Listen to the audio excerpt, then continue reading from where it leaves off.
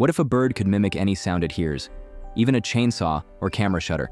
Stick around to hear this feathered impersonator's most unbelievable performance. It has a spectacular tail of 17 feathers, fanning like a dancer's skirt. It's also one of the largest songbirds in the world. Meet the superb lyrebird, Australia's master mimicker.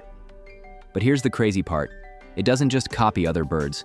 Wait till you hear what else it can imitate.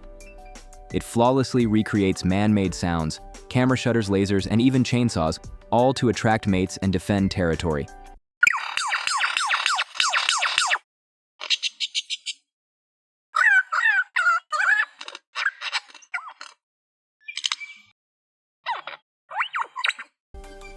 So, a dazzling 17-feather tail, largest songbird status, and perfect mimicry of any sound, nature's ultimate sound designer. Which sound surprised you most? Let me know in the comments, and follow for more unbelievable wildlife wonders.